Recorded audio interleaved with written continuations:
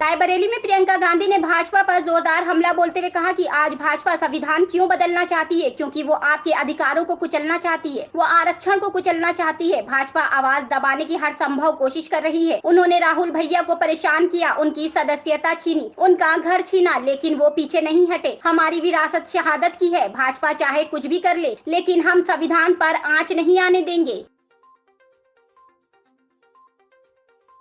ये लोग इतना कह रहे हैं कि अगर इनकी फिर से सत्ता आएगी तो संविधान को बदल डालेंगे।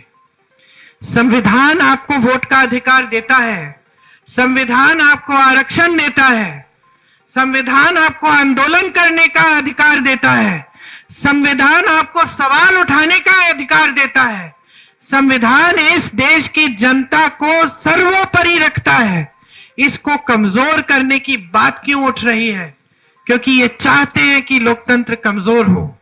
इसीलिए इस चुनाव में आपका वोट सिर्फ आपके बच्चों के भविष्य के लिए नहीं, सिर्फ अपने गांव के विकास के लिए नहीं, लेकिन इस देश को बचाने का वोट है। इस देश में लोकतंत्र को फिर से पूरी तरह से स्थापित करने का वोट है। इसीलिए समझ लीजिए कि 20 तारीख को जब आप वोट देने जाएंगे, तीसरे नंबर पे भैया का बटन है, तीसरे नंबर पे बटन दबाएंगे, तब आप सबसे पहले एक ऐसे सांसद को चुनेंगे जो हमेशा लोकतंत्र के लिए लड़ेगा, जो कभी पीछे नहीं हटेगा। उसको घर से निकाला, संसद से निकाला, प्रताड़ित किया, परिवार के सारे सदस्यों को उल्टा सीधा बोला। इंदिरा गांधी जैसी महान हस्ती जो शहीद हुए इस देश के लिए, उनको देशद्रोही बोला प्रधानमंत्री जी ने। मेरे पिताजी राजीव गांधी जी को देशद्रोही बोला प्रधानमंत्री जी ने। गलत गलत बातें की कि उन्होंने कानून बदल दिया इंदिरा जी से विरासत लेने के लिए।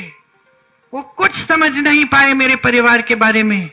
हमें विरासत में धन दौलत नहीं मिली, हमें विरासत में इस देश के लिए मर मिटने का जज्बा मिला है। हमारे एक परिवार के सदस्य को मारोगे, दूसरा खड़ा हो जाएगा इस देश के लिए, दूसरे को मारोगे, तीसरा खड़ा हो जाएगा इस देश के लिए, तीसरे को मारोगे, चौथा खड़ा हो जाएगा इस देश के लिए। हम झुकने वाले नहीं हैं। हम अंग्रेजी साम्राज्य के सामने झुके नहीं। ये क्या है, इनके सामने हम कभी नहीं झुकेंगे। हम इस देश के लिए लड़ते रहेंगे जब तक हम में दम है, जब तक हम में सांस है, तब तक हम आपके लिए लड़ते रहेंगे। आपको इस गरीबी के खाई से निकालने के लिए लड़ते रहेंगे। आपको आत्मनिर्भर और मजबूत बनाने के लिए लड़ते रहेंगे और कोई हमें रोक नहीं पाएगा।